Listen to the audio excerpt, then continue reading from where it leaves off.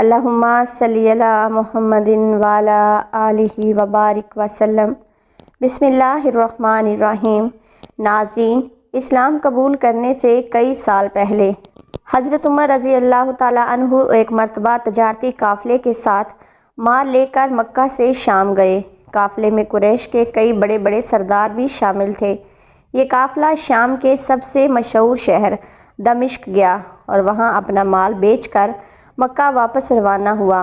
تھوڑا سا فاصلہ طے کرنے پر حضرت عمر بن خطاب رضی اللہ تعالیٰ عنہ کو یاد آیا کہ ان کی ایک رشتہ دار خاتون نے انہیں کچھ سونا دیا تھا کہ اسے بیچ کر اس کے لیے کچھ کپڑے وغیرہ خرید کر لیتے آئیں۔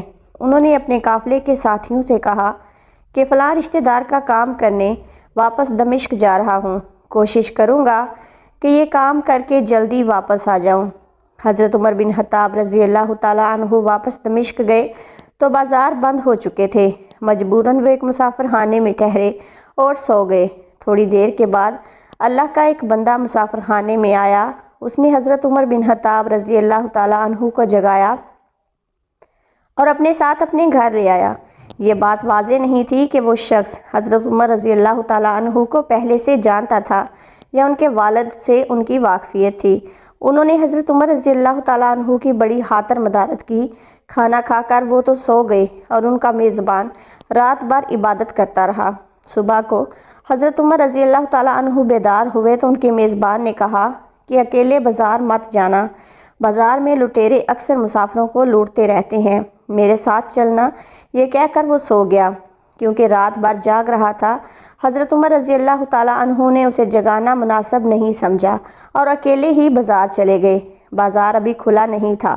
وہ بازار کھلنے کا انتظار کرنے لگے۔ کچھ دیر کے بعد ایک عیسائی پادری اپنے نوکروں کے ساتھ آیا اور حضرت عمر رضی اللہ تعالیٰ عنہ کی طرف اشارہ کر کے اپنے نوکروں کو حکم دیا کہ اس آدمی کو پکڑ لو، یہ گرجے کا کام بہت اچھی طرح سے انجام دے گا۔ اس زمانے میں حضرت عمر رضی اللہ تعالیٰ عنہ بڑے طاقتور پہلوان تھے۔ پادری کے نوکروں نے ان کو پکڑ لیا اور ایک پرانے گرجے میں لے گئے۔ پادری نے ان کو ایک ہتھوڑا دیا اور ان کو گرجے کی ایک دیوار توڑنے پر لگا دیا۔ ایسا معلوم ہوتا تھا کہ وہ اس جگہ پر ایک نیا گرجا بنوانا چاہتا تھا۔ حضرت عمر رضی اللہ تعالیٰ عنہ دن بھر کام کرتے رہے۔ شام کو جا کر چھٹی ملی۔ وہ تھکاوٹ سے چور ہو کر واپس مسافر خانے میں آ کر بیٹھ گئے۔ پہلے ہی دن وہ اللہ کا نیک بندہ پھر آیا اور اس نے پوچھا کہ آپ کہاں چلے گئے تھے؟ حضرت عمر رضی اللہ تعالیٰ عنہ نے اسے سارا ماجرا بتا دیا۔ وہ شخص آج بھی ان کو اپنے گھر لے گیا اور ان کی بڑی خاطر مدارت کی اور انہیں تاکید کی کہ کل بازار جاتے وقت مجھے ساتھ لے جانا۔ اس کے بعد وہ عبادت میں مشغول ہو گیا اور حضرت عمر رضی اللہ تعالیٰ عنہ سو گئے۔ دوسرے دن حضرت عمر رضی اللہ تعالیٰ عنہ بیدار ہوئے تو اپنے نیک میزبان کو سوتے ہوئے پایا۔ انہوں نے اب کی بار اس کو جگانا مناسب نہیں سمجھا اور اکیلے ہی بازار چلے گئے۔ اتفاق سے پھر وہی پادری اپنے نوکروں کے ساتھ آیا اور حضرت عمر رضی اللہ تعالیٰ عنہ کو پکڑ کر ساتھ لے گیا۔ ان کو غصہ تو بہت آیا، لیکن کیا کرتے، غیر ملک میں وہ تنہا تھے اور کوئی ہتھیار بھی پاس نہیں تھا۔ دوسری طرف پادری کے ساتھ 7-8 نوکر تھے اور وہ سب ہتھیار سے لیس تھے۔ پہلے دن کی طرح ہی حضرت عمر ہتھوڑے کے ساتھ گرجے کی دیوار توڑتے رہے۔ جب دھوپ تیز ہوئی تو پادری اور اس کے نوکر انہیں کام میں مشغول دیکھ کر چلے گئے اور حضرت عمر رضی اللہ تعالیٰ عنہ دیوار کے سائے میں سانس لینے کے لیے بیٹھ گئے۔ اتنے میں وہ پادری گھوڑے پر سوار چپکے سے آیا اور حضرت عمر رضی اللہ تعالیٰ عنہ کے سر پر ضرب لگائی اور کہا کہ ہم سب گھر گئے تو تو نے کام ہی چھوڑ دیا۔ اب حضرت عمر رضی اللہ تعالیٰ عنہ کے صبر کا پیمانہ لبریز ہو گیا۔ انہوں نے ادھر ادھر نگاہ دوڑائی، ہر طرف خاموشی تھی۔ انہوں نے پادری کو گھوڑے سے کھینچ کر نیچے گرا لیا اور اس کے سر پر ہتھوڑے مارنا شروع کر دیے۔ وہ بہت چیخا چلایا لیکن اس کی مدد کے لیے کوئی نہیں پہنچا۔ حضرت عمر رضی اللہ تعالیٰ عنہ نے ٹوٹی ہوئی دیوار کا ایک بھاری سا ٹکڑا اٹھا کر اس کے سر پر دے مارا۔ وہ پہلے ہی زخمی تھا، اب اس نے دم توڑ دیا۔ اس کو مرتے دیکھ کر حضرت عمر رضی اللہ تعالیٰ عنہ تیزی سے بھاگ کھڑے ہوئے اور جس راستے سے دمشق آئے تھے وہ راستہ چھوڑ کر ایک دوسرے راستے پر چل پڑے۔ شہر سے کافی دور انہیں ایک خچر پر سوار ایک شخص ملا جو روم سے تعلق رکھتا تھا اور ان کے ساتھ چلنے لگا۔ وہ کچھ باتیں کرنے لگا، لیکن نہ حضرت عمر رضی اللہ تعالیٰ عنہ ان کی زبان سمجھتے تھے اور نہ وہ ان کی زبان سمجھتا تھا۔ اس نے دیکھتے ہی دیکھتے اپنی تلوار پر ہاتھ ڈالا۔ حضرت عمر رضی اللہ تعالیٰ عنہ سمجھ گئے کہ وہ ان پر وار کرنا چاہتا ہے۔ انہوں نے فوراً ہی خچر سے اسے کھینچ لیا اور اس سے تلوار چھین کر ایک ہی وار میں اس کا کام تمام کر دیا۔ پھر آپ رضی اللہ تعالیٰ عنہ خچر پر سوار ہو کر آگے چلے۔ اس کے بعد کیا ہوا، سارا احوال حضرت عمر رضی اللہ تعالیٰ عنہ نے خود اس طرح بیان کیا ہے کہ اس جگہ سے روانہ ہو کر میں ایک گرجے میں پہنچا جہاں عیسائیوں کی ایک جماعت رہتی تھی۔ میں گرجے کے اندر داخل ہوا تو گرجے میں رہنے والے سب لوگ میرے ارد گرد اکٹھے ہو گئے اور مجھ سے میرے حالات کے بارے میں دریافت کرنے لگے۔ پھر وہ اپنے پادری کے پاس مجھے لے گئے۔ پادری مجھے بڑے غور سے دیکھنے لگا اور اس کے بعد کہنے لگا کہ ایسا معلوم ہوتا ہے کہ تم کو کسی چیز کا ڈر ہے۔ میں نے کہا کہ تم نے کیسے اندازہ لگا لیا کہ مجھے کسی چیز کا ڈر ہے؟ اس نے میرے سوال کو ٹال دیا اور کہا کہ آپ جب تک چاہیں یہاں ٹھہر سکتے ہیں، آپ کو یہاں کسی قسم کا کوئی خطرہ نہیں ہوگا، آپ رضی اللہ تعالیٰ عنہ ہماری حفاظت میں ہیں۔ پھر اس پادری نے مجھے اپنے گھر میں مہمان کی طرح رکھا اور میری بڑی اچھی طرح سے خاطر مدارت کی، اور پھر پوچھا کہ آپ کون ہیں؟ میں نے اسے بتایا کہ میں مکے کا رہنے والا ہوں اور قبیلہ قریش سے تعلق رکھتا ہوں۔ تجارتی قافلے کے ساتھ شام آیا تھا۔ تجارت کا مال بیچنے کے بعد ایک ضروری کام کے لیے مجھے اپنے قافلے سے الگ ہو کر واپس دمشق جانا پڑا۔ اب میں اپنے وطن واپس جا رہا ہوں اور راستہ بھٹک کر یہاں آ نکلا ہوں۔ پادری مجھے بڑے غور سے دیکھتا رہا اور بار بار طرح طرح کے سوال پوچھتا رہا۔ میں نے ان کے یہاں بڑے ہی سکون سے رات گزاری۔ صبح کو آ کے پوچھا کہ آپ کا ارادہ یہاں ٹھہرنے کا ہے یا آگے جانے کا؟ میں نے کہا کہ اب میں آپ سے رخصت ہونا چاہوں گا۔ یہ سن کر پادری نے اپنا ایک شاندار گدھا جو نہایت ہی خوبصورت اور بڑا ہی تیز رفتار تھا لے آیا۔ اس گدھے کی پیٹھ پر کھانے کی مزیدار چیزیں اور قیمتی تحفے بھرے ہوئے تھے، اور پھر کہنے لگا کہ آپ اس گدھے پر سوار ہو جائیں اور چل پڑے۔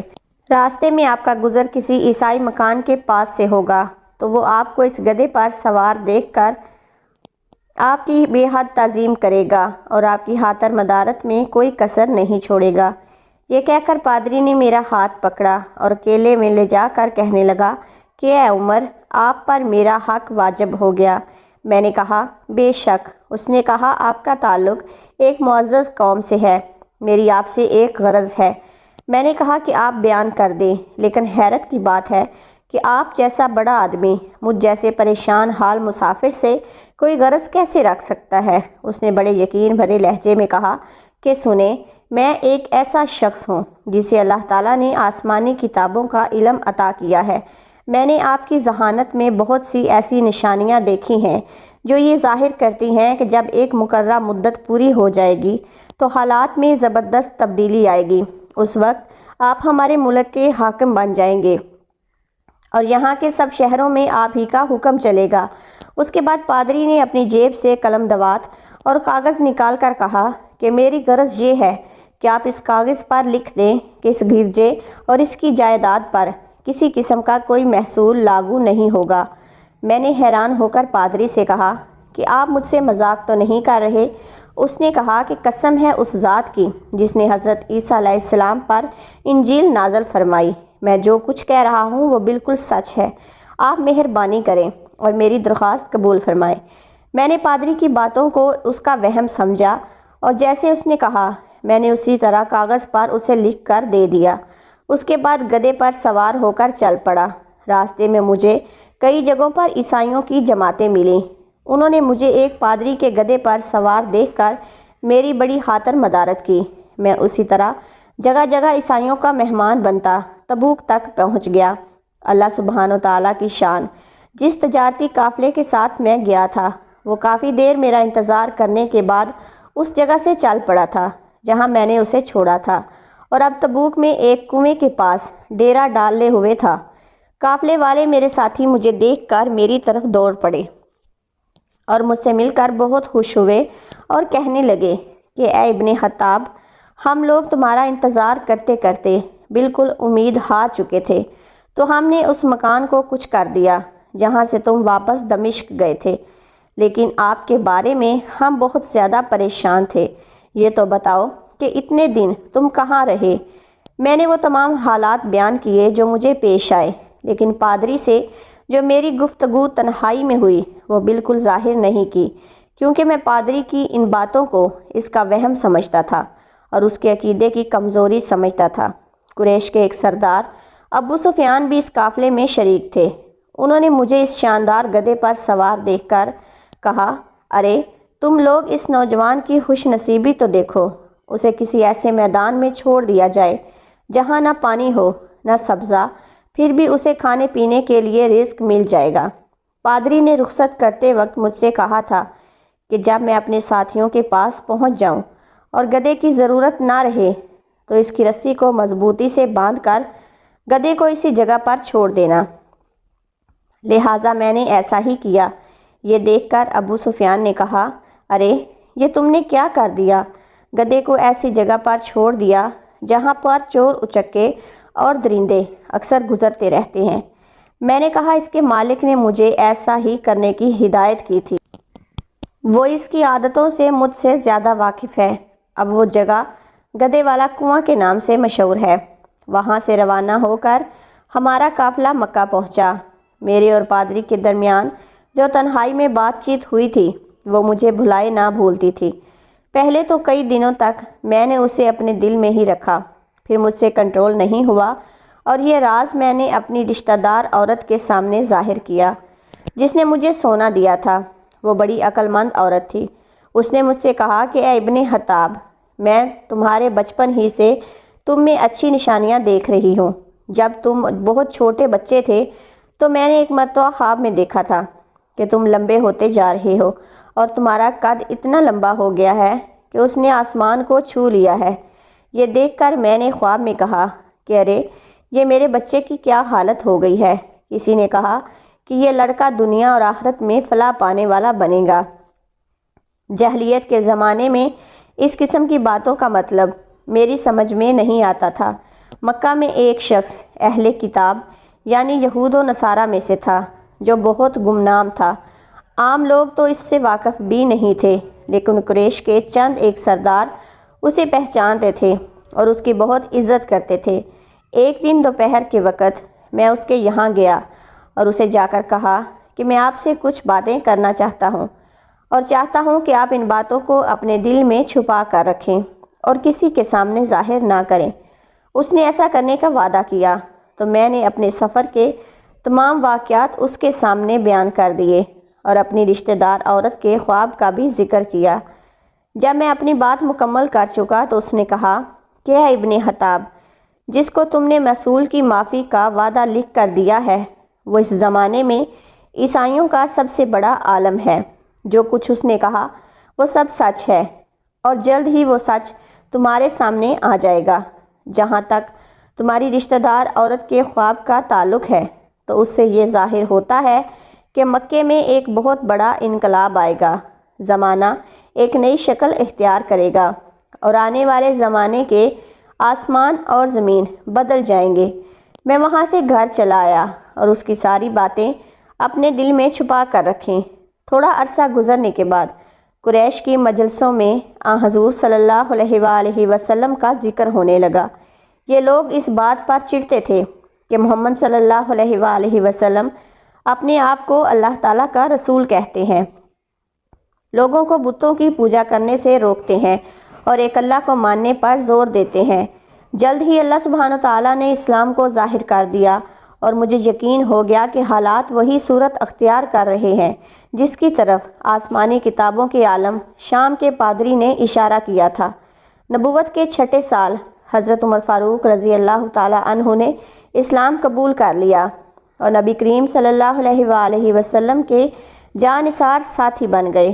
11 ہجری میں آپ صلی اللہ علیہ وآلہ وسلم اس فانی دنیا سے رخصت ہوئے تو حضرت ابوبکر صدیق رضی اللہ تعالیٰ عنہ مسلمانوں کے پہلے خلیفہ بنے۔ 13 ہجری میں انہوں نے وفات پائی تو حضرت عمر فاروق رضی اللہ تعالیٰ عنہ خلیفہ بنے۔ ان کے سفر نامے کی روایات کرنے والے راوی کا بیان ہے کہ حضرت عمر رضی اللہ تعالیٰ عنہ اپنی خلافت کے زمانے میں شام تشریف لے گئے۔ تو ایک بہت بوڑھا آدمی جس کے بال برف کی مانند سفید ہو چکے تھے عیسائیوں کی ایک جماعت کے ساتھ ان کی خدمت میں حاضر ہوا اور عرض کیا، اے امیر المومنین، کیا آپ مجھے جانتے ہیں؟ حضرت عمر فاروق رضی اللہ تعالیٰ عنہ نے فرمایا کہ اگر آپ شام کے فلاں شہر کے پادری ہیں تو میں آپ کو پہچانتا ہوں۔ اس نے کہا کہ جی ہاں، میں وہی پادری ہوں۔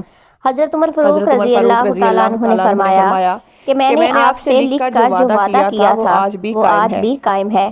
اللہ رب العزت نے اپنے رسول صلی اللہ علیہ وآلہ وسلم کے ذریعے ہمیں عزت بخشی۔ انہوں نے ہمیں اللہ سبحانہ وتعالیٰ کے پسندیدہ دین اسلام کی طرف دعوت دی اور ہم نے یہ دعوت دین قبول کی۔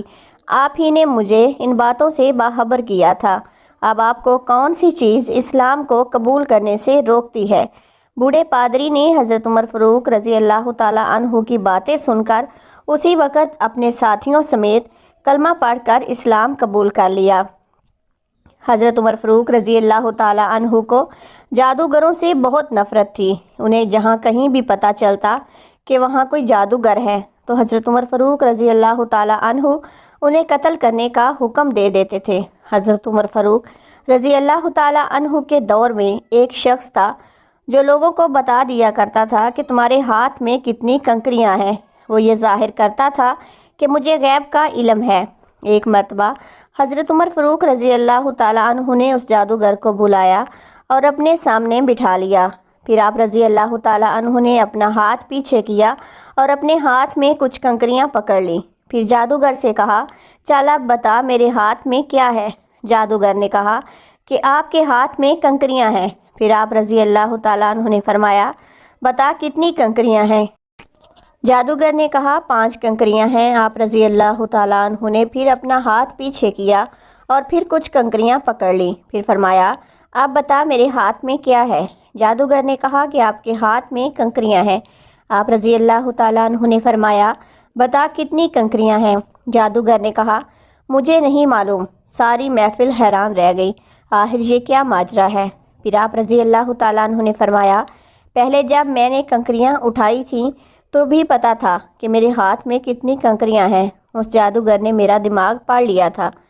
دوسری بار جب میں نے کنکریاں اٹھائیں تو مجھے بھی نہیں معلوم تھا کہ میرے ہاتھ میں کتنی کنکریاں ہیں، کیونکہ شیطان انسان کے جسم میں خون کی صورت میں دوڑتا ہے اور جادوگر شیطان کی پوجا کرتے ہیں، جس سے شیطان ان کو ہر چیز، ہر بات بتا دیتا ہے۔ اس محفل سے حضرت عمر فاروق رضی اللہ تعالیٰ عنہ لوگوں کو یہ بتانا چاہتے تھے کہ یہ جادوگر اللہ سبحانہ تعالیٰ کو چھوڑ کر شیطان کی پوجا کرتے ہیں اور شیطان انسانی جسم کے اندر خون میں گردش کرتا ہے۔ اس سے ہمیں پتہ چلتا ہے کہ جن باتوں کا علم ہمیں ہوگا وہی علم ان جادوگروں کو بھی ہوگا۔ جو ہمیں معلوم نہیں ہوں گی تو ان جادوگروں کو بھی وہ باتیں معلوم نہیں ہوں گی۔ اللہ رب العزت ہم سب مسلمانوں کو نیک اعمال کرنے کی توفیق عطا فرمائے اور ہر طرح کے جادو سے بچا کر قرآن و حدیث کے مطابق اپنی زندگی گزارنے کی توفیق عطا فرمائے۔ ناظرین، کمنٹ باکس میں اللہ تعالیٰ کے 99 ناموں میں سے ایک نام ضرور ٹائپ کریں۔ ویڈیو اچھی لگے تو ویڈیو کو لائک، شیئر اور چینل کو سبسکرائب کر دیں اور بیل کے آئیکن کو پریس کر دیں تاکہ ہر نئی آنے والی ویڈیو کا نوٹیفیکیشن آپ کو مل سکے۔ شکریہ۔